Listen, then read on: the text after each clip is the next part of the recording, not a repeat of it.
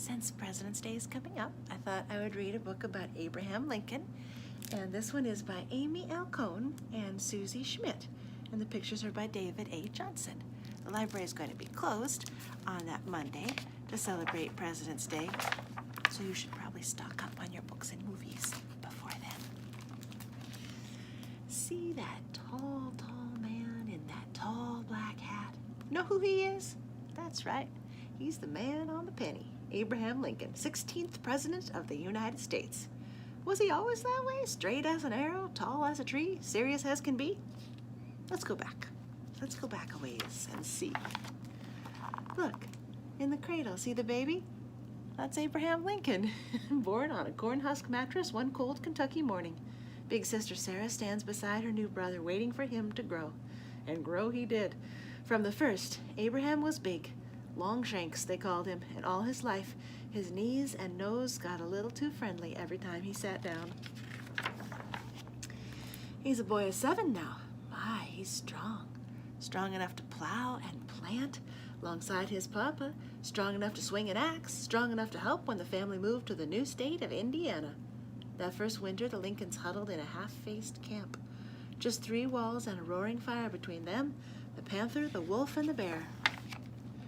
Those days, you could touch a tree with every step, even if you walked a week. Abe knew that. He swung and swung his axe. The blade bit through white oak and sycamore. The felled timber became a cabin and a barn. The cleared land pastures and fields. Lots of those trees, lots and lots of them, made split rail fences, horse high, bull strong, pig tight. Years later, Abe looked like those rails, worn and rugged, long and lean and lined, but not yet.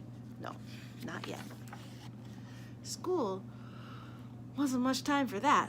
Abe did go by littles, he said. A day here, a week there, maybe a year all told. He learned to figure, to read, and to write. That's my name, he showed Cousin Dennis with a grin. Doesn't look a bit like me, does it? Abe listened eagerly when Mother Nancy shared the Bible treasures or his daddy told a favorite yarn. He could recite a preacher's sermon word for word. I knocked it out, too. He lay awake nights, worrying unfamiliar ideas until he got them right and for good. Enjoying arithmetic so, he covered the cabin walls a time or two with his reckonings. And the sad, sad time after his mother died eased when his new stepmother urged him to satisfy his appetite for reading everything and anything whenever he could. Abraham read about Aesop's animals and Aladdin's lamp and Robinson Crusoe's shipwreck. He read about George Washington, the first president. He read while the plow horses rested. He read while he ate his lunch. Late at night, he leaned toward the dying light of the fire with a book in his hand.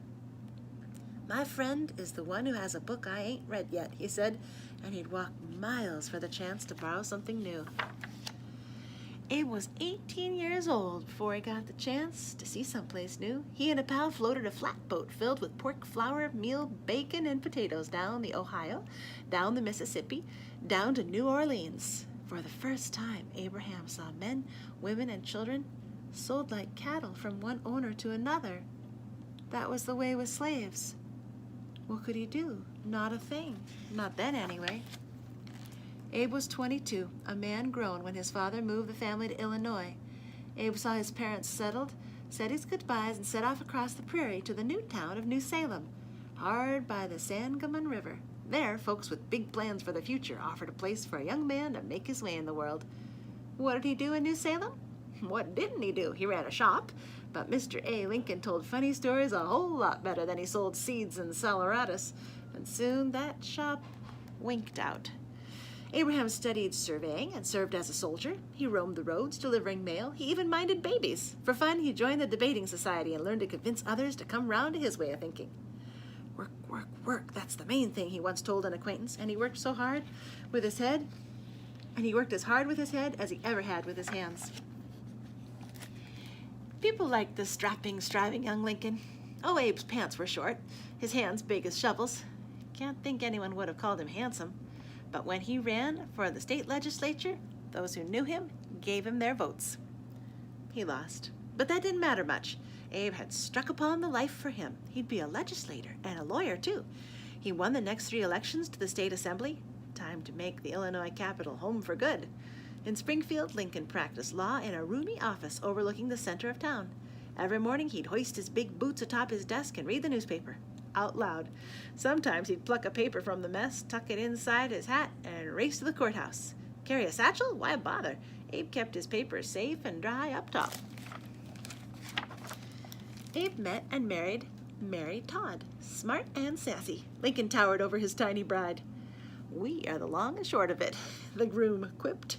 The couple bought a handsome house on Jackson Street, where they would treasure not one, not two, not three, but 4 baby boys. Half the year Lincoln worked the county courthouses, riding the circuit, they called it. Didn't bother him spending nights 2 or 3 to a bed, nor having but a minute to confer with a client. And in the evenings, when judge and juror, lawyer and defendant would crowd round the tavern fire, Abe kept them laughing till their bellies ached.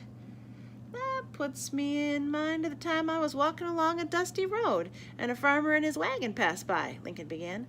"Would you be good enough to take my overcoat to town for me?" I asked. The farmer agreed. "But how will you get it back?" "No trouble at all," I said. "I'm going to stay right inside." Mr. Lincoln also relished the travel between times, gave him room to think. Now look at Abraham all dressed up and on his way to the White House. Abe had tried, and failed, to win a United States Senate seat. But by golly, the speeches he gave about slavery and the country's future made him so famous that he found himself elected president just 2 years later. It was time to bid farewell to his friends and to Springfield. "To this place and the kindness of these people I owe everything," he told the crowd gathered at the depot. He asked for God's assistance and their prayers. Then he boarded a train headed east. A powerful, hard task lay ahead. The United States weren't united anymore. Some in the southern states disagreed so strongly with how much say-so the federal government should have, they formed their own country. They were particularly concerned with the right to keep slaves. A house divided against itself cannot stand, Lincoln believed. No government could endure half slave and half free. It will be one thing or the other, he said. Only war would decide, and Lincoln knew it. Leading a nation at war was the hardest task of all his life. People died, too many to count. President Lincoln grieved each one.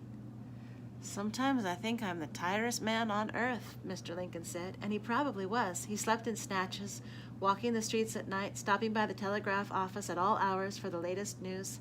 He comforted wounded soldiers from both sides and visited every Sunday with citizens desperate for information about loved ones. Sometimes he turned up at meetings wearing slippers, his feet ached so. He often began by reading to his advisors from joke books. "With the fearful strain that's upon me night and day, if I did not laugh, I should die," he told them. His boys made him laugh, too.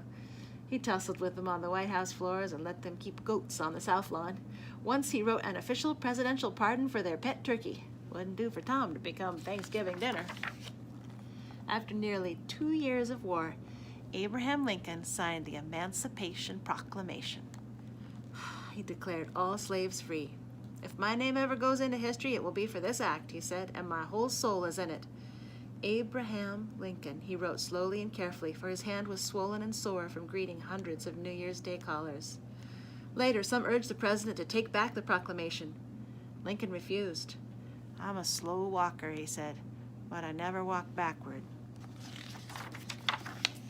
The bloody battles wore on. Lincoln seethed. In his youth, he had wrestled enough to know you had to fight a foe and finish him off, too. Finally, Lincoln chose General Ulysses S. Grant to lead the Union troops. Unconditional surrender, they called Grant, and Grant would fight to win. A year later, the war was over. The Union was preserved. "Let us bind up the nation's wounds," Lincoln said, and he meant it. Mr. Lincoln could only begin the healing. 5 short days after the Confederate surrender, an angry Southerner shot the president as the Lincolns watched a play. They took Abraham across the street and laid him on a cornhusk mattress. In a few hours, he was dead. A train slowly carried Mr. Lincoln home to Springfield. The train stopped 15 times. Each time, thousands gathered to mourn the last great casualty of the war. More people stood along the tracks, silent and solemn, as the barefoot backwoods boy, now grown, now gone, went past. Look, there's Mr. Lincoln, there in the building made for him. He sits quietly, his eyes steady, knees high. Imagine. All his life he was so busy, he barely had time to take a haircut.